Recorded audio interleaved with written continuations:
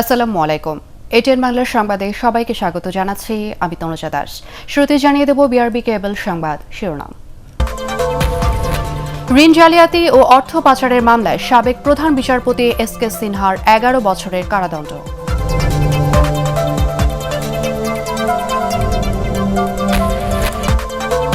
দেশে করোনা চিকিৎসায় মুখে খাওয়া ওষুধ ব্যবহারের অনুমোদন। এমোরিভির নামের ট্যাবলেট বাজারে এনেছে বেক্সিমকো ফার্মা।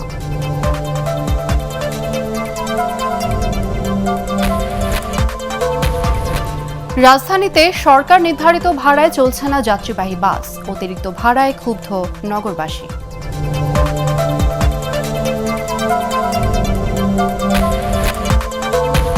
ম্যানচেস্টারে শেষ হলো বাংলাদেশ ইনভেস্টমেন্ট সামিট। যুক্তরাজ্যের ব্যবসায়ীদের কাছে দেশের উন্নয়ন তুলে ধরতে প্রবাসীদের প্রতি আহ্বান।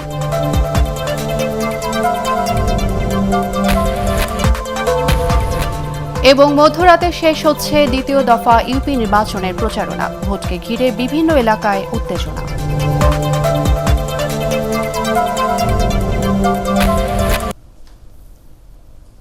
শুনছিলেন বিআরবি কেবল সংবাদ শিরোনাম। এবার বিস্তারিত। ফার্মার্স ব্যাংক থেকে 4 কোটি টাকার ঋণ জালিয়াতি ও অর্থ পাচারের মামলায় সাবেক প্রধান বিচারপতি সুরেন্দ্র কুমার সিনহাকে 11 বছর কারাদণ্ড দিয়েছে আদালত। দেশে কোনো প্রধান বিচারপতির বিরুদ্ধে এটাই প্রথম রায়। ফার্মার্স ব্যাংকের অডিট কমিটির সাবেক চেয়ারম্যান মাহবুবুল হক চিশতিকে 3 বছর সহ 8 আসামিকে দেওয়া হয়েছে বিভিন্ন মেয়াদের সাজা। অপরাধ প্রমাণিত না হওয়ায় দুজনকে খালাস দেওয়া হয়েছে। ঢাকার বিশেষ জজ আদালত 4-এর বিচারক শেখ নাজমুল আলম এ রায় দেন। আরও জানাচ্ছেন হুমায়ুন চিশতি। ফার্মার্স ব্যাংক থেকে 4 কোটি টাকা ঋণ জালিয়াতি ও অর্থ পাচারের মামলার রায় ঘোষণার নির্ধারিত দিনে কারাবন্দী তৎকালীন ফার্মার্স ব্যাংকের অডিট কমিটির সাবেক চেয়ারম্যান মাহবুবুল হক চিশতিকে আদালতে হাজির করে পুলিশ। আদালতে হাজির হন জামিনে থাকা অপর 6 আসামি। এ মামলার অন্যতম অভিযুক্ত সাবেক প্রধান বিচারপতি এসকে সিনহা সহ 4 জন এখনও পলাতক। এর আগে 2 দফা রায় ঘোষণা পেছানো হয়। মঙ্গলবার আসামিদের উপস্থিতিতে বেলা 11টায় শুরু হয় 182 পাতার রায় পড়া। অভিযোগ প্রমাণিত হওয়ায় সাবেক প্রধান বিচারপতি এসকে সিনহাকে 2 দফায় মোট 11 বছরের কারাদণ্ড দেন আদালত। এর মধ্যে মানি লন্ডারিং আইনে 7 বছর কারাদণ্ড ও 45 লাখ টাকা জরিমানা এবং অর্থ আত্মসাতের জন্য 4 বছর কারাদণ্ড ও 50,000 টাকা জরিমানা করা হয়েছে। তবে 2টি সাজা একসাথে চলায় তাকে মোট সাজা কাটতে হবে 7 বছর। এছাড়া তার 78 লাখ টাকা বাজেয়াপ্ত করা হয়েছে। একই সাথে ফার্মার্স ব্যাংকের অডিট কমিটির সাবেক চেয়ারম্যান মাহবুবুল হক চিশতিকে 3 বছরের কারাদণ্ড দেওয়া হয়। প্রধান বিচারপতিকে মানি লন্ডারিংয়ে 7 বছরের সাজা দেওয়া হয়েছে এবং ক্রিমিনাল ব্রিচ অফ ট্রাস্টের জন্য অ্যাবেটার হিসেবে সেখানে 4 বছরের সাজা দেওয়া হয়েছে। আর অন্যান্য যারা আসামি আছেন তাদেরকে 3 বছর কারো 4 বছর কারো। ওই এমডি যিনি তাকে 4 বছরের, আর অডিট কমিটির চেয়ারম্যান চিশতি সাহেব তাকে দেওয়া হয়েছে 4 বছরের। 45 লক্ষ টাকা জরিমানা করা হয়েছে জাস্টিস সিনহা সাহেবকে। তার অ্যাকাউন্টের যে 78 লক্ষ টাকা ফ্রিজ করে রেখেছিলাম আমরা, সেটিকে বাজেয়াপ্ত করা হয়েছে রাষ্ট্রের খাতে। আর 2 জন আসামি যাদের নামে ভুয়া অ্যাকাউন্ট করে একটা এই লোনটা নেওয়া হয়েছিল তাদেরকে খালাস দেওয়া হয়েছে। দেশের ইতিহাসে এসকে সিনহা প্রথম সাবেক প্রধান বিচারপতি যিনি দুর্নীতির দায়ে সাজা পেলেন। রায়ে আদালত বলেন, কেউ আইনের ঊর্ধ্বে নয়। আদালত দুঃখ প্রকাশ করেছেন, উনি বলেছেন, স্যাডেস্ট শব্দটি ইউজ করেছেন, যে দিস ইজ দ্য স্যাডেস্ট একটা অ্যাটেম্পট নেওয়া হয়েছিল, স্যাডেস্ট ওয়ার্ক হয়েছিল, যে ক্রেডিট ব্যাংকিং যে ক্রেডিট পলিসি যেটা থাকে সেটাকে কোনো তোয়াক্কা না করেই ব্যাংকিং অফিসারদেরকে অ্যাবিউজ করে এই প্রধান বিচারপতি সাহেব উনি এই কাজটি করিয়েছেন। রায়ে সংক্ষুব্ধ আসামিপক্ষের আইনজীবী উচ্চ আদালতে আপিল করার কথা জানিয়েছেন। আমরা মনে করি এখানে রায়টা যথাযথ হয়নি এবং আমরা ন্যায় বিচার থেকে বঞ্চিত হয়েছি, যে কারণে আমরা সার্টিফিকেট কপি পাওয়ার পরবর্তী পর্যায়ে আমরা উচ্চ আদালতের দ্বারস্থ হব। সাবেক প্রধান বিচারপতি এসকে সিনহা সহ পলাতক 4 জনের বিরুদ্ধে গ্রেফতারি পরোয়ানা জারি করেছেন আদালত। মামলা দায়েরের আগে থেকেই বিদেশে অবস্থান করছেন সাবেক এই প্রধান বিচারপতি। সংবিধানের 16 সংশোধনী বাতিলের রায় ও কিছু পর্যবেক্ষণের কারণে সরকারের তোপের মুখে 2017 সালের অক্টোবরের শুরুতে ছুটিতে বিদেশ যান তৎকালীন প্রধান বিচারপতি এসকে সিনহা। পরে বিদেশ থেকেই তিনি পদত্যাগপত্র পাঠিয়ে দেন। হুমায়ুন চিশতি, এটিএন বাংলা, ঢাকা।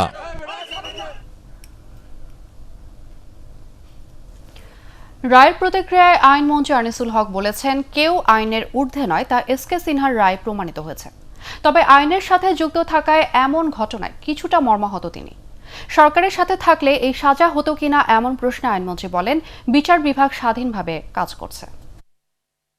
এই রায়ের মাধ্যমে প্রমাণিত হলো যে কেউই আইনের ঊর্ধ্বে নয় এবং যেই কোনো সাংবিধানিক পদ বা গুরুত্বপূর্ণ সরকারি পদে থাকে তার কর্মকাণ্ডের হিসাব তাকে দিতে হয়। তো সেই ক্ষেত্রে এটা আমার মনে হয় যে একটা দৃষ্টান্ত স্থাপন করলো। করোনা চিকিৎসায় মুখে খাওয়ার ট্যাবলেটের অনুমোদন দিয়েছে ওষুধ প্রশাসন অধিদপ্তর। প্রথমবারের মতো এই ওষুধ বাজারে এনেছে বেক্সিমকো ফার্মা। ইমোরিভিন নামে ট্যাবলেটটি ব্যবহারে করোনা রোগীর মৃত্যু ঝুঁকি অর্ধেক কমে আসবে বলে জানিয়েছে যুক্তরাজ্যের মূল উৎপাদনকারী প্রতিষ্ঠান। রিপোর্ট করছেন মাহবুব কবির চপল।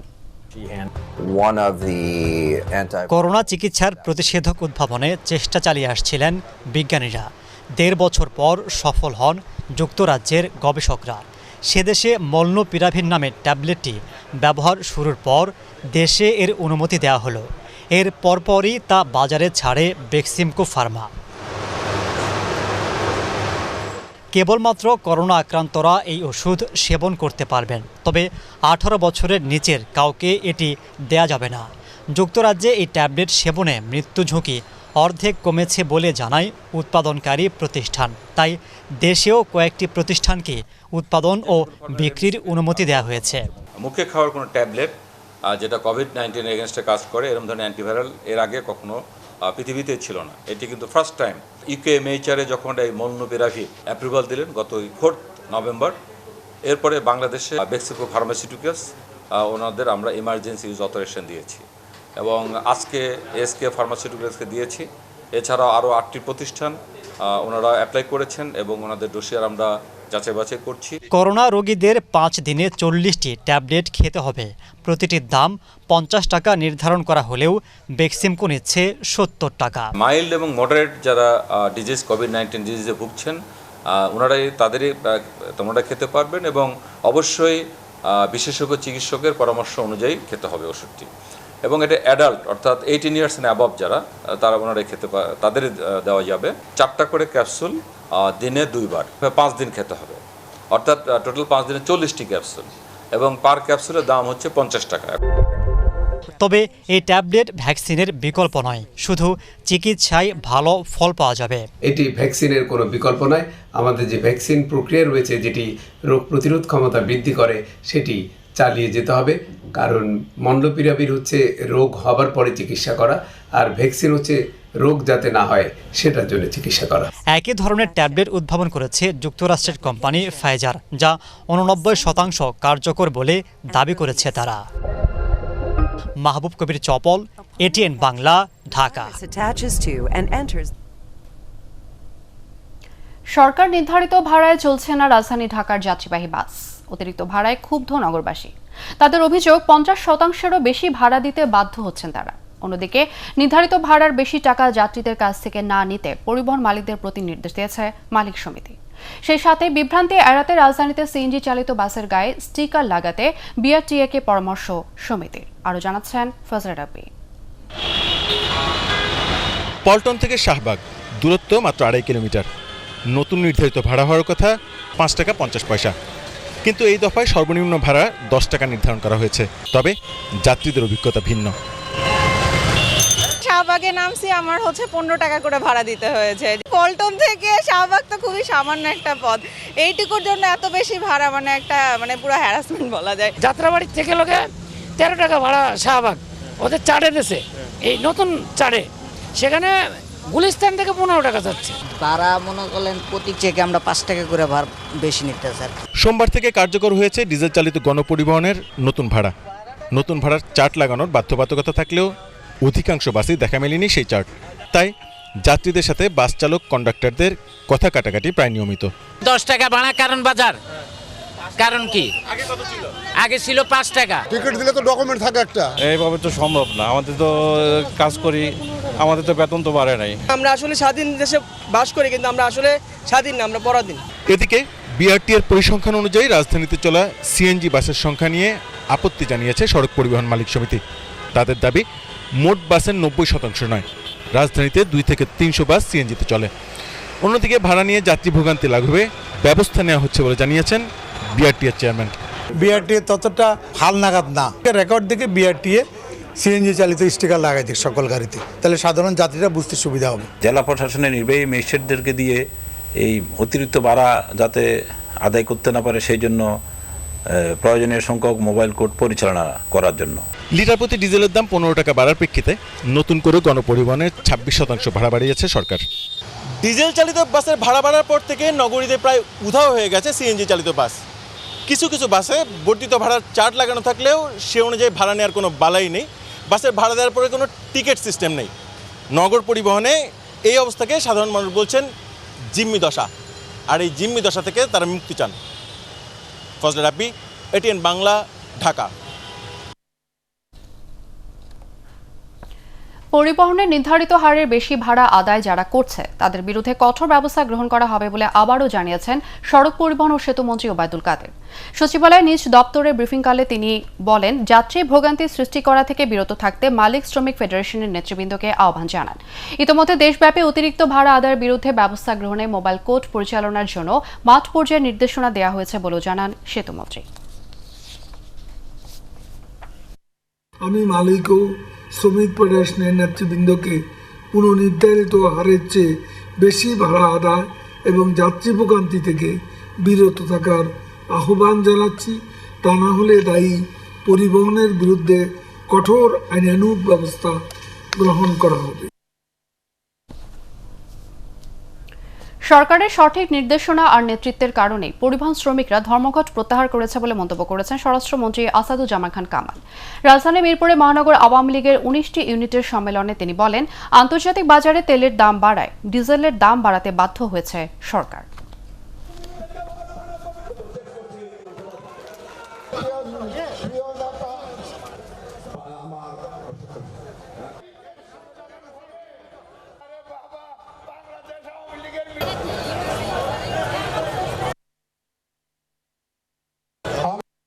জনগণকে আজকে ডাক দিয়েছিল বলে জনগণ আজকে সবাই মেনে নিয়েছেন এবং তারা সবাই মনে করেন যে এটা যৌক্তিক দাবি। আমরা সেই জন্যই আমরা সবাই যারা মানে দাবি তুলেছিলেন সবাই তারা দাবি প্রত্যাহার করে তারা কাজে যোগ দিয়েছেন। আপনারা এই দৃশ্য দেখেছেন, এটাকেই বলে নেতৃত্ব, সঠিক সময় সঠিক সিদ্ধান্ত নেওয়া। ফ্রান্সের রাজধানী প্যারিসে পৌঁছেছেন প্রধানমন্ত্রী শেখ হাসিনা। প্রধানমন্ত্রী প্রেস সচিব ইহসানুল করিম জানিয়েছেন, প্রধানমন্ত্রী ও তার সফর সঙ্গীদের বহনকারী বিমান বাংলাদেশ এয়ারলাইন্সের ভিভিআইপি ফ্লাইটটি স্থানীয় সময় সকাল 11:20 চার্লস দ্য গল বিমানবন্দরে অবতরণ করে। বিমানবন্দরে প্রধানমন্ত্রীকে স্বাগত জানান ফ্রান্সে নিযুক্ত বাংলাদেশের রাষ্ট্রদূত খন্দকার মোহাম্মদ তালহা ও স্থানীয় প্রশাসনের প্রধান। প্যারিসে অবস্থানকালে প্রধানমন্ত্রী শেখ হাসিনা ফ্রান্সের প্রেসিডেন্ট ইমানুয়েল ম্যাক্রোর সাথে তার সরকারি বাসভবনে সাক্ষাৎ করবেন। এই সফরের মধ্য দিয়ে দুই দেশের মধ্যে পারস্পরিক সহযোগিতার বিষয়ে স্বাক্ষরিত হবে সমঝোতা স্মারক ও চুক্তি। এলিসি প্যালেসে প্রধানমন্ত্রীকে লাল গালিচার সংবর্ধনা ও গার্ড অফ অনার দেওয়া হবে। ফ্রান্সের প্রেসিডেন্ট ইমানুয়েল ম্যাক্রোর দেওয়া মধ্যাহ্নভোজে অংশ নেবেন শেখ হাসিনা। ফরাসি প্রধানমন্ত্রীর সরকারি বাসভবন ম্যাটিগননে অনুষ্ঠিত হবে দুই নেতার দ্বিপাক্ষিক বৈঠক।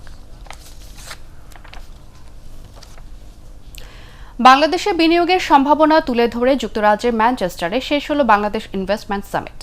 যুক্তরাজ্যের ব্যবসায়ীদের কাছে বাংলাদেশের উন্নয়ন তুলে ধরতে প্রবাসীদের প্রতি আহ্বান জানিয়েছেন আয়োজকরা। নতুন বিনিয়োগের ক্ষেত্রে সব ধরনের সহায়তার আশ্বাস দিয়েছেন তারা।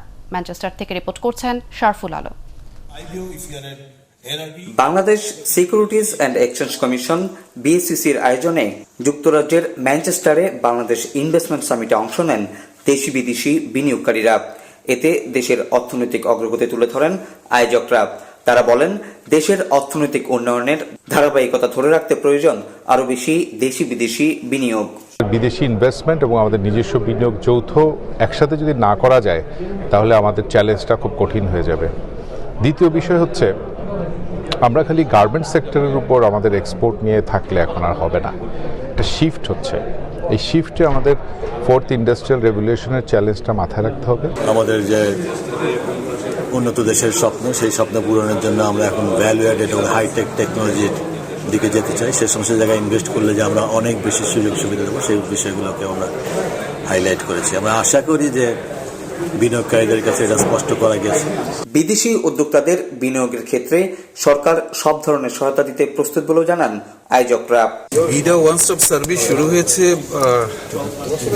ফেব্রুয়ারি 2019-এ এবং আমাদের এটা এখন fully operational. During this corona pandemic we provided 34,000 services to the stakeholders and it ran 24/7। একদিনের জন্য বন্ধ হয় না, 1 ঘন্টার জন্য বন্ধ হয় না। চেষ্টা করছি এগুলো অ্যাড্রেস করে এগুলোকে কিভাবে মিটিগেট করা যায়। তো আমি আপনাদেরকে অনুরোধ করব যারা এখনো করেন নাই বুঝে শুনে বিনিয়োগ করবেন, ওই টিভি অ্যাড দেখে আপনারা করবেন না। আপনাদেরকে জানতে হবে, রাজুকের সাথে যোগাযোগ করতে হবে, এই প্লটগুলো কি রাজুকের আসলে অনুমোদন কিনা এগুলো কিন্তু আপনাদেরকে দেখতে হবে। এখন রাজুক আমি যতটুকু শুনেছি এরা ওয়েবসাইট ডেভেলপ করছে।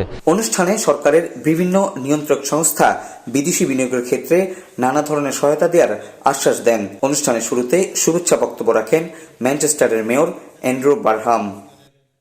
শারফুল আলম, এটিএন বাংলা, ম্যানচেস্টার, যুক্তরাজ্য। মধ্যরাতে শেষ হচ্ছে দ্বিতীয় দফা ইউপি নির্বাচনের প্রচারণা। আগামী বৃহস্পতিবার ভোট হবে 843টি ইউনিয়নে। শেষ মুহূর্তে প্রত্যন্ত অঞ্চলে চলছে তুমুল প্রচারণা। একই সাথে নির্বাচনকে ঘিরে উত্তেজনা দেখা দিয়েছে বিভিন্ন এলাকায়। প্রতিনিধিদের তথ্যচিত্রের ভিত্তিতে রিপোর্ট করছেন একরামুল হক সায়েম। ইউনিয়ন পরিষদ নির্বাচনকে ঘিরে গ্রামেগঞ্জে নির্বাচনী আমেজ। শেষ মুহূর্তে চলছে বিরামহীন প্রচারণা। দ্বিতীয় দফায় উত্তরের জনপদ ঠাকুরগাঁয়ের রানীশঙ্খ লহরিপুরের 11টি ইউনিয়নের নির্বাচন। এসব ইউনিয়নে ভোটের মাঠে রয়েছেন আওয়ামী লীগের একাধিক বিদ্রোহী প্রার্থী। বিএনপির প্রার্থীরা প্রতিদ্বন্দ্বিতা করছেন স্বতন্ত্র হয়ে।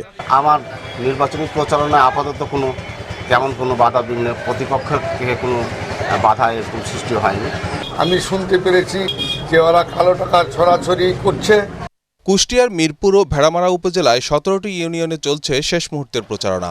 এখানে বিএনপির প্রার্থীদের নির্বাচনী মাঠে সক্রিয় না দেখা গেলেও ভোটের লড়াই চলছে আওয়ামী লীগ ও জাসদের প্রার্থীদের মধ্যে। নির্বাচন কমিশন যদি অবাধ, সুষ্ঠু, নিরপেক্ষ নির্বাচন করার জন্য এবং উৎসবমুখর নির্বাচন করার জন্য যদি কঠোর ভূমিকা রাখে, তাহলে এখানে একটি উৎসবমুখর নির্বাচন হবে।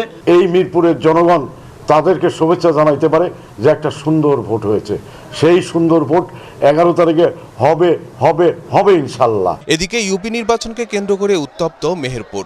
সোমবার মেম্বার প্রার্থী সমর্থকদের সংঘর্ষে নিহত হয় 2 জন। এ নিয়ে উৎকণ্ঠা বাড়ছে ভোটারদের মাঝে। প্রতিটি ইউনিয়নে পাল্টাপাল্টি অবস্থানে আওয়ামী লীগ ও দলের বিদ্রোহী প্রার্থীরা। মাঠে আছেন বিএনপির স্বতন্ত্র প্রার্থীরাও। ফরিদপুরের নগরকান্দা ও সালতা উপজেলার 17টি ইউনিয়নে নির্বাচনকে ঘিরে চলছে উৎসব আমেজ। তবে এখানেও নির্বাচনকে কেন্দ্র করে হামলা, ভাঙচুর ও লুটপাটের ঘটনায় উদ্বেগ আছে ভোটারদের মধ্যে। এদিকে জামালপুরের 2 চেয়ারম্যান প্রার্থীর 9টি প্রচার কেন্দ্র ভাঙচুর, মোটরসাইকেলে অগ্নিসংযোগের ঘটনা ঘটেছে। সোমবার রাতে সদর উপজেলার শরীফপুর ইউনিয়নে আওয়ামী লীগ প্রার্থী ও দলের বিদ্রোহী প্রার্থীর সমর্থকদের মধ্যে এই ঘটনা ঘটে। এ নিয়ে একে অপরকে দায়ী করেন উভয় প্রার্থী। গাইবান্ধা সদর উপজেলার 13টি ইউনিয়নে নির্বাচনকে ঘিরে সাজরব। সমর্থকদের নজর কাড়তে শোডাউন করছেন প্রার্থীরা। এখানে 11 জন বিদ্রোহী চেয়ারম্যান প্রার্থীকে দল থেকে অব্যাহতি দিয়েছে ক্ষমতাসীন দল। ইকরামুল হক সায়েম, এটিএন বাংলা। এদিকে ক্ষমতাসীনদের নির্দেশ মতো কাজ না করার কারণে সাবেক প্রধান বিচারপতি এস.কে সিনহাকে দেশ ত্যাগের পরও সরকারের প্রতিহিংসার শিকার হতে হচ্ছে বলে মন্তব্য করেছেন বিএনপির স্থায়ী কমিটির সদস্য গয়েশ্বর চন্দ্র রায়। ঢাকা রিপোর্টার্স ইউনিটি মিলনায়তনে জাসাস আয়োজিত আলোচনা সভায় তিনি এই কথা বলেন। প্রজাতন্ত্রের কর্মকর্তা যারা সরকারকে সন্তুষ্ট করতে গিয়ে জনগণের বিরুদ্ধে অবস্থান নেবে, ভবিষ্যতে তাদের বিচারের মুখোমুখি হতে হবে বলেও মন্তব্য করেন তিনি। গয়েশ্বর চন্দ্র রায় অভিযোগ করেন, নিজেদের ব্যর্থতা আড়াল করতে সরকার জিয়া পরিবারকে নিয়ে প্রতিনিয়ত মিথ্যাচার করছে। এস.কে সিনহা যখন প্রধান বিচারপতি ছিল, যতক্ষণ সরকারের খায়েশ মিটাইতে পারছে ততক্ষণ ভালো ছিল। যখন সরকারের খায়েশ মিটাইতে পারে না, তো এইটাতে একটা কিন্তু উদাহরণ সৃষ্টি হলো, দৃষ্টান্ত সৃষ্টি হলো যে প্রধান বিচারপতির 11 বছরে জেল হয়েছে। তাহলে আজকে যারা আদালতে আছে তাদের যে কোনোদিন আদালতে আবার এমন জায়গায় যেতে হবে না, তা তো নিশ্চয়তা নাই। সরকারকে সন্তুষ্ট করে যদি চাকরি রাখতে হয়, পরবর্তী সরকারকে সন্তুষ্ট করতে তো আবার জেলে যেতে হতে পারে না। জগন্নাথ বিশ্ববিদ্যালয়ের শিক্ষার্থী আকবর হোসেন রাবির মৃত্যুর ঘটনার সুষ্ঠু তদন্ত ও দ্রুত বিচারের দাবিতে মানববন্ধন করেছে শিক্ষার্থীরা। দুপুরে বিশ্ববিদ্যালয়ের শহীদ মিনারের সামনে কর্মসূচিতে শিক্ষার্থীদের পাশাপাশি শিক্ষকরাও অংশ নেন। এ সময় আকবরকে পরিকল্পিতভাবে হত্যা করা হয়েছে বলে জানান তারা। হত্যার 2 মাস পার হলেও কোনো কুল কিনারা করতে পারেনি পুলিশ। গত 27 আগস্ট জগন্নাথ বিশ্ববিদ্যালয়ের 12তম ব্যাচের শিক্ষার্থী আকবর হোসেন রাবিকে গুরুতর আহত অবস্থায় চট্টগ্রামের একটি ফ্লাইওভারের নিচে পাওয়া যায়। চট্টগ্রাম মেডিকেল কলেজ হাসপাতালে চিকিৎসাধীন অবস্থায় 1 সেপ্টেম্বর তার মৃত্যু হয়। আইন প্রয়োগকারী সংস্থা যদি আমাদের এই প্রিয় ছাত্রের মৃত্যুর রহস্য উদ্ঘাটন করে দেন, তাহলে আমাদের এই মানববন্ধন সার্থক হবে এবং আমরা মৃত্যুর রহস্য উন্মোচন না হওয়া পর্যন্ত এভাবেই পর্যায়ক্রমে আমরা মানববন্ধন করেই যাব। করোনা ভাইরাসে আক্রান্ত হয়ে গত 24 ঘন্টায় আরও 3 জনের মৃত্যু হয়েছে। এই মৃতের সংখ্যা বেড়ে দাঁড়ালো 27,904 জনে। মৃতদের মধ্যে 2 জন পুরুষ, 1 জন নারী। মৃত্যু হার 1.78%। গত 24 ঘন্টায় 17,530টি নমুনা পরীক্ষায় 206 জনের করোনা শনাক্ত হয়েছে। শনাক্তের হার 1.18%। গত 24 ঘন্টায় সুস্থ হয়েছেন 356 জন। স্বাস্থ্য অধিদপ্তরের সংবাদ বিজ্ঞপ্তিতে সব তথ্য জানানো হয়। আগামী 15 নভেম্বর থেকে বাংলাদেশিদের জন্য সীমিত পরিসরে ভারতীয় ট্যুরিস্ট ভিসা চালু হচ্ছে বলে জানিয়েছেন ভারতীয় হাইকমিশনার বিক্রম কুমার দোরাইস্বামী। ব্রাহ্মণবাড়িয়ার আখাউড়া আন্তর্জাতিক ইমিগ্রেশন চেকপোস্ট দিয়ে ভারতে যাওয়ার সময় একথা জানান তিনি। ভারতীয় হাইকমিশনার বলেন, এখন 120 দিন মেয়াদের সিঙ্গেল এন্ট্রি ভিসা দেয়া হবে। শুধু আকাশপথের জন্য দেয়া এই ভিসায় সর্বোচ্চ 30 দিন ভারতে অবস্থান করা যাবে। দ্রুত সড়ক এবং রেলপথে ভারত ভ্রমণে ট্যুরিস্ট ভিসা চালু করা হবে বলেও জানান Vikram Kumar Doraiswami.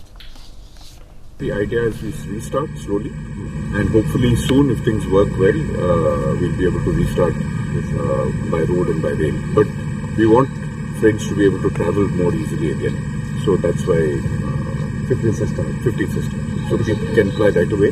We will give visas with longer validity. 120 दिन का validity देंगे.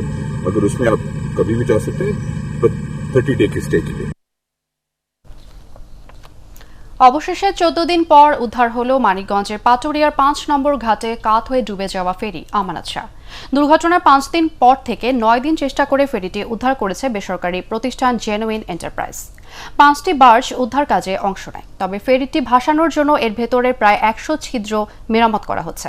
2 দিন পরীক্ষা নিরীক্ষা শেষে সংশ্লিষ্ট কর্তৃপক্ষের কাছে ফেরিটি বুঝিয়ে দেওয়া হবে। গত 27 অক্টোবর সকালে রাজবাড়ী দৌলুদিয়া থেকে ছেড়ে এসে মানিকগঞ্জের পাটুরিয়া ঘাটের 5 নম্বর এলাকায় 18টি গাড়ি সহ ডুবে যায় ফেরি আমানত শাহ।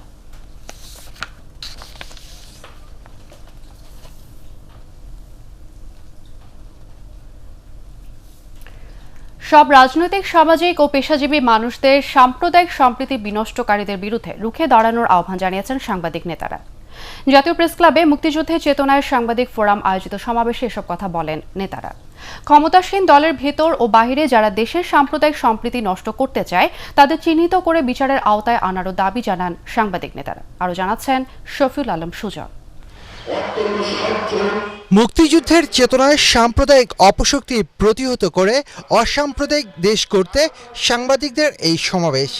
সম্প্রীতির দেশ করতে ঐক্যের সাথে এগিয়ে যাওয়ার প্রতিশ্রুতি সবার।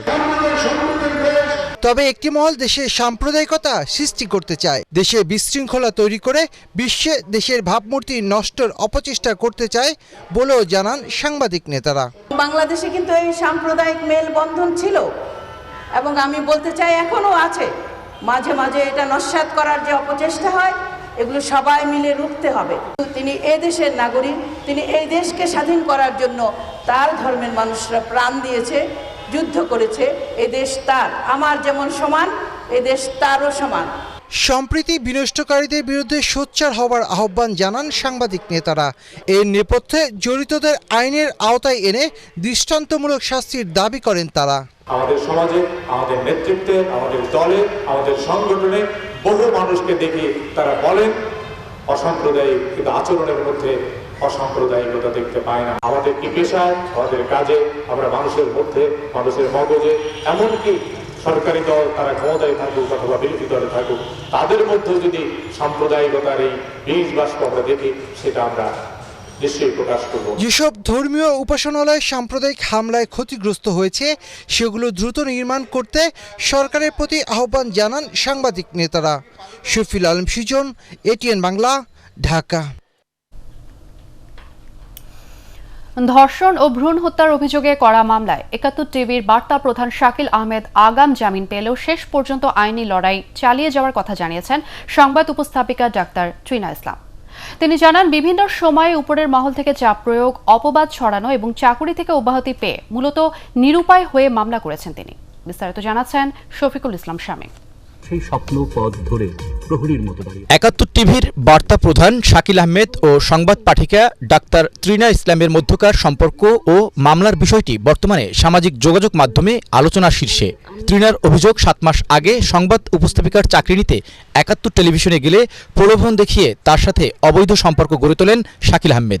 উনি যে বলতেন যে ওনার সম্পর্ক খারাপ, ওনার বাসায় ব্রিদিং প্লেস নাই, উনি দম নিতে পারে না, তো এটা তো আমার বিশ্বাস করাটা স্বাভাবিক। দ্যাট মিনস তাদের সম্পর্ক ভালো না। হোয়েন আই ওয়াজ প্রেগনেন্ট, তার গার্লফ্রেন্ড যখন জানতে পারে, এক্স গার্লফ্রেন্ড, হ্যাঁ, তো আমাকে এত টর্চার করেছে, আমি তো বলবো তার প্ররোচনায় আজকে এত ভয়াবহ অবস্থা। আমাকে দেশে এনে গর্ভপাত করায়, তারপর কমপ্লিটলি সারেন্ডার করা যে আমি তোমার সাথে সম্পর্ক রাখবো না। এটা তো সম্পূর্ণরূপে তার প্রি প্ল্যান। ডাক্তার ত্রিনার দাবি, শাকিল আহমেদের বিয়ের প্রলোভনের কারণে যুক্তরাজ্যে পড়াশোনা ছাড়তে হয়েছে তাকে, এমনকি হারাতে হয় আইডিসিআর এর চাকরিও। I have lost everything for that man.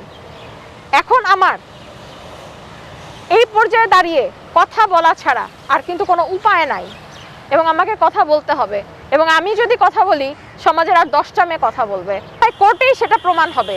তিনি আমার সাথে যা করেছে, যতদূর লড়তে হয়, কারণ আমার হারানোর আর কিছু নাই, যতদূর লড়তে হয় ইনশাল্লাহ আমি লড়বো। এ বিষয়ে শাকিল আহমেদের সঙ্গে যোগাযোগের চেষ্টা করা হলেও তিনি কল রিসিভ করেননি। মামলার এজাহারে বলা হয়, গত আগস্টে শাকিল আহমেদ তাকে বিয়ে করার কথা বলে গুলশনের একটি আবাসিক হোটেলে দেখা করেন। সেখানে তাদের মধ্যে শারীরিক সম্পর্ক হয়। পরবর্তীতে কথোপকথনের একটি অডিও ক্লিপও ভাইরাল হয় সামাজিক যোগাযোগ মাধ্যমে।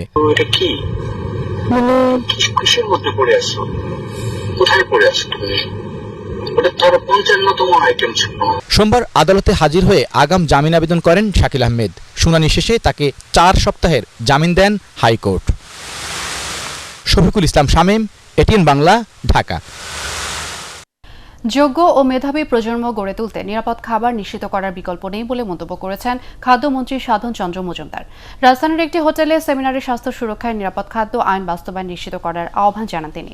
নিরাপদ খাদ্য আইন 2013 সম্পর্কে অবহিতকরণ ও জনসচেতনতা সৃষ্টিতে গণমাধ্যম শীর্ষক সেমিনারে মন্ত্রী এসব কথা বলেন। আইন মেনে মানসম্মত খাবার তৈরি করতে রেস্তোরাঁ মালিক সহ সংশ্লিষ্টদের প্রতি অনুরোধ জানান তিনি।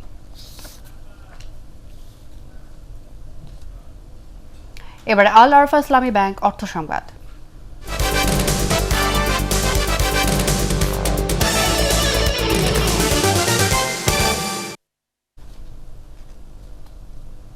পাবনায় শুরু হয়েছে নিটল মোটরসের আয়োজনে টাটা গাড়ির মেলা। শহরের গাছপাড়ায় মেলার উদ্বোধনী অনুষ্ঠানে প্রধান অতিথি ছিলেন পাবনা সদর উপজেলার চেয়ারম্যান মোশাররফ হোসেন।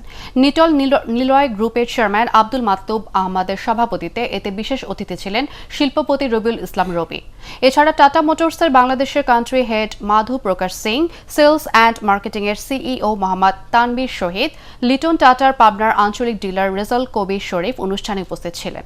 সবশেষে অনুষ্ঠিত হয় মনোজ্ঞ সাংস্কৃতিক অনুষ্ঠান ও রাফেল ড্র। মেলায় টাটা মোটরসের নতুন পিকআপ টাটা ইন্ট্রার সাথে অন্যান্য বাণিজ্যিক গাড়ি প্রদর্শন করা হয়। আগামীকাল পর্যন্ত মেলা চলবে। এবারে আন্তর্জাতিক সংবাদ।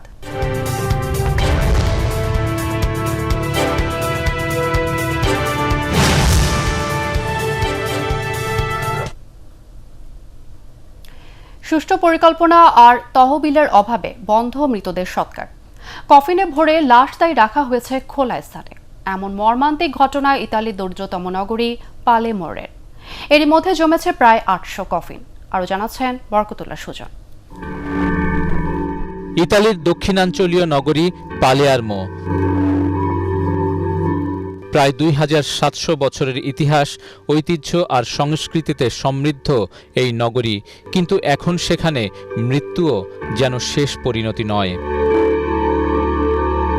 প্রাচীনতম হলেও বর্তমানে অর্থনৈতিকভাবে দুর্দশাগ্রস্ত পালিয়ার্মো, যার দৃষ্টান্ত এই কফিনের স্তূপ। ঠান্ডা ঘর নয়, তাঁবুর নিচেই জমিয়ে রাখা হয়েছে প্রায় ৮০০ মরদেহ। মৃতদের স্বজনরা আসছেন, ফুল দিয়ে শ্রদ্ধাও জানাচ্ছেন, কিন্তু সমাধিস্থ করার জায়গা, তহবিল বা পরিকল্পনা কিছুই নেই প্রশাসনের। শ্রদ্ধা জানাতে আসা এই স্বজন বলছিলেন, এটা মৃত মানুষের প্রতি চরম অশ্রদ্ধা। অনেক কফিনের কাছে যাওয়াও যাচ্ছে না, কয়েকটি খুলেও গেছে, বেরুচ্ছে দুর্গন্ধ। বিষয়টি এই নগরীর জন্যই লজ্জার। প্রিয়জনের সৎকার করতে না পারায় এই স্বজনও বলছিলেন, রোদ আর বৃষ্টির মধ্যে মরদেহগুলো যেভাবে পরিত্যক্ত ও অবহেলায় রাখা হয়েছে তা সত্যিই মেনে নেয়ার মতো নয়। যাই করা হোক না কেন, পয়সার দরকার। নগর প্রশাসন বলছে, পালিয়ার্মোতে যে সমাধিক্ষেত্র রয়েছে তা ২০০ বছরের পুরনো। গত ৩০-৪০ বছরে এর পরিধি বাড়েনি, এমনকি এজন্য পরিকল্পনাও করা হয়নি। দাহ করার নতুন স্থাপনা তৈরি হলেও নির্মাণ ত্রুটির কারণে তাও চালু করা সম্ভব হয়নি। মেয়র জানান, সমাধিক্ষেত্রের জায়গা সংকট নিয়ে গত ২০ বছর ধরেই কথা হচ্ছে, কিন্তু না তহবিল, না পরিকল্পনা। হতাশা ছাড়া আর কিছুই জোটেনি দরিদ্র নগরবাসীর। বরকতুল্লাহ সুজন, এটিএন বাংলা। শেখ রাসেল ক্রীড়া চক্রের চেয়ারম্যান সাইম সোবহান আনভীরকে হত্যা চেষ্টার প্রতিবাদ জানিয়েছে ক্লাবটির কর্মকর্তারা। একই সঙ্গে এই ঘটনায় জড়িত ব্যক্তিদের গ্রেফতার করে তাদের শাস্তির দাবিও জানান তারা। বঙ্গবন্ধু জাতীয় স্টেডিয়ামে এক সংবাদ সম্মেলনে অভিযোগ করা হয়, চট্টগ্রাম ১২ আসনের সাংসদ শামসুল হক চৌধুরী এবং তার ছেলে নাজমুল করিম চৌধুরীর নির্দেশে সাইম সোবহানকে হত্যার চেষ্টা হচ্ছে। পূর্ব শত্রুতার জের ধরে এমন করা হচ্ছে বলে জানান ক্লাব কর্মকর্তারা। এ সময় উপস্থিত ছিলেন শেখ রাসেল ক্রীড়া চক্রের ডিরেক্টর ইনচার্জ ইসমত জামিল আকন্দ এবং ইস্ট ওয়েস্ট মিডিয়া গ্রুপের পরিচালক ইমদাদুল হক মিলন।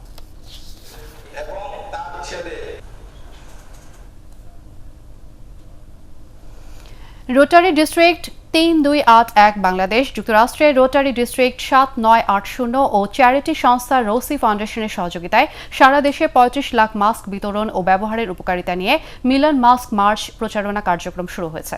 রাজধানীর ওয়েস্টার্ন হোটেলে কার্যক্রম উদ্বোধন করে আয়োজকরা জানান, করোনার তৃতীয় ধাপ মোকাবেলায় রোটারির ক্যারাভান সারা দেশে মাসব্যাপী সাধারণ মানুষের মাঝে বিনামূল্যে মাস্ক বিতরণ করবে।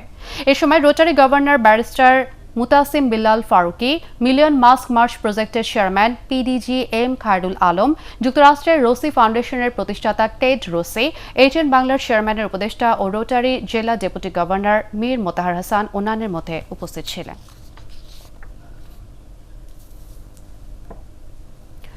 নেত্রকোনার দুর্গাপুরে রাজস্ব ফাঁকি দিয়ে নকল ব্যান্ডরোল যুক্ত বিড়ি বিক্রি ও মজুত করায় ভোক্তা অধিকার সংরক্ষণ আইনে ২টি ব্যবসা প্রতিষ্ঠানকে ৭,০০০ টাকা জরিমানা করেছে ভ্রাম্যমাণ আদালত। উপজেলার কৃষ্ণেরচর বাজারে এই অভিযান পরিচালনা করেন সহকারী কমিশনার ভূমি ও নির্বাহী ম্যাজিস্ট্রেট আরিফুল ইসলাম। এ সময় বিপুল সংখ্যক জনি বিড়ি ও হান্নান বিড়ি জব্দ করা হয়। পরে এসব বিড়ি আগুনে পুড়িয়ে ফেলা হয়।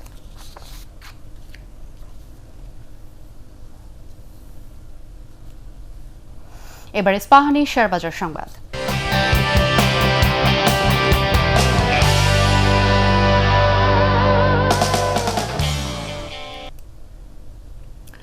দুই দিন পতনের পর তৃতীয় কার্যদিবসে আজ ঢাকা স্টক এক্সচেঞ্জে সূচকের ব্যাপক উত্থান হয়েছে। প্রধান মূল্য সূচক ডিএসইএক্স ৬৮ পয়েন্ট বেড়ে ৬,৮৬৮ পয়েন্টে অবস্থান করছে। এছাড়া সরিয়া সূচক ১৭ ও 30 সূচক ২৫ পয়েন্ট বেড়েছে। দিন শেষে লেনদেন হয় ১,০০৭,৭৫,০০,০০০ টাকা শেয়ার ও মিউচুয়াল ফান্ডের ইউনিট। লেনদেন হওয়া ৩৭৬টি কোম্পানির মধ্যে দাম বেড়েছে ২২৩টি, কমেছে ৯৯টি ও অপরিবর্তিত রয়েছে ৫৪টি কোম্পানির শেয়ারের দাম। এদিকে চট্টগ্রাম স্টক এক্সচেঞ্জে লেনদেন হয়েছে ২৩,৭৭,০০,০০০ টাকা শেয়ার। হাত বদল হওয়া ২৬৬টি কোম্পানির মধ্যে দর বেড়েছে ১৫৫টি, কমেছে ৮৫টি ও অপরিবর্তিত রয়েছে ২৬টি কোম্পানির শেয়ার দর।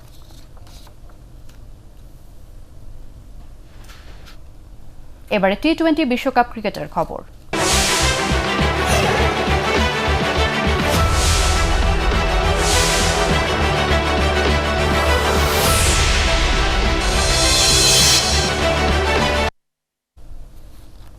টি-২০ বিশ্বকাপে তৃতীয়বারের মতো ফাইনালে ওঠার লক্ষ্যে প্রথম সেমিফাইনালে নিউজিল্যান্ডের মুখোমুখি হবে ইংল্যান্ড।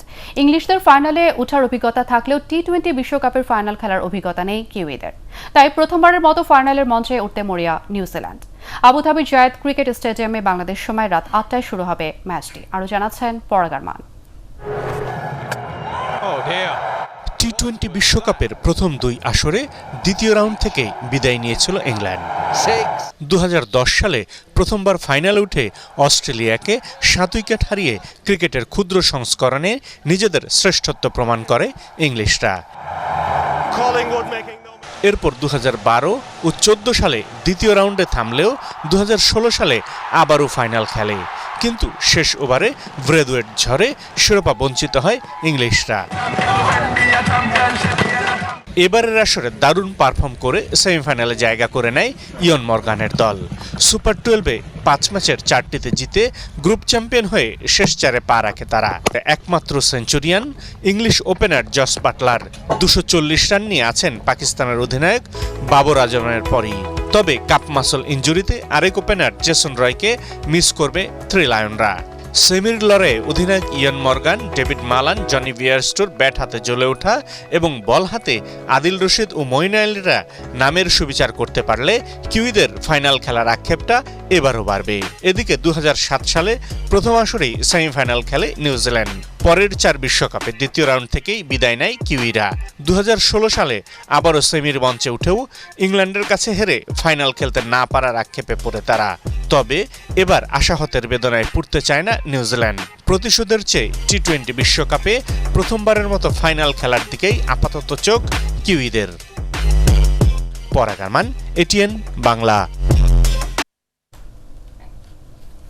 এবারে পালটেক্স খেলার খবর।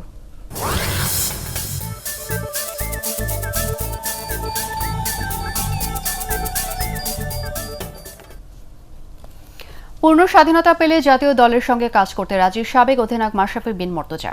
চলতি টি-20 বিশ্বকাপের আগে সাবেক অধিনায়ক মহেন্দ্র সিং ধোনিকে ভারত ক্রিকেট দলে মেন্টর করার পরপরই দাবি উঠেছিল মাশরাফি বিন মুর্তজাকে বাংলাদেশ দলের মেন্টর করার।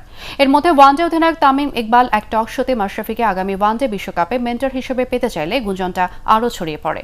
ইউটিউব চ্যানেল নকআউট নোমানে এক সাক্ষাৎকারে বাংলাদেশ ক্রিকেট দলের সবচেয়ে সফলতম অধিনায়ক মাশরাফি বলেন, পূর্ণ স্বাধীনতা কিংবা অনুকূল পরিবেশ পেলে জাতীয় দলের সঙ্গে কাজ করতে চান তিনি।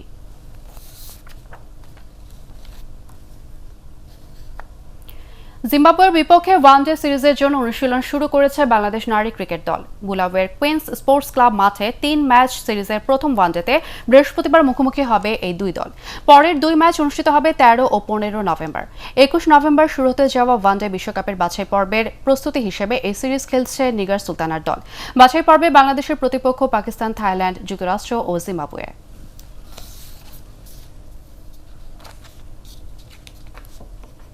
শেষ করার আগে বিআরবি কেবল সংবাদ শিরোনাম জানিয়ে দেব আরও একবার। ঋণ জালিয়াতি ও অর্থ পাচারের মামলায় সাবেক প্রধান বিচারপতি এসকে সিনহার 11 বছরের কারাদণ্ড।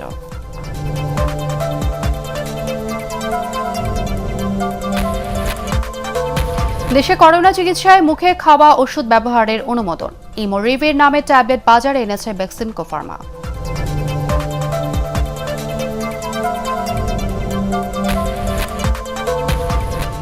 রাজধানীতে সরকার নির্ধারিত ভাড়ায় চলছে না যাত্রীবাহী বাস, অতিরিক্ত ভাড়ায় ক্ষুব্ধ নগরবাসী।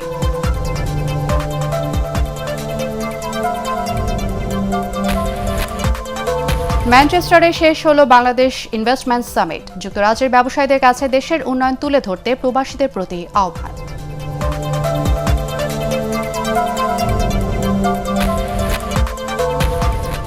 এবং মধ্যরাতে শেষ হচ্ছে দ্বিতীয় দফা ইউপি নির্বাচনের প্রচারণা। ভোটকে ঘিরে বিভিন্ন এলাকায় উত্তেজনা।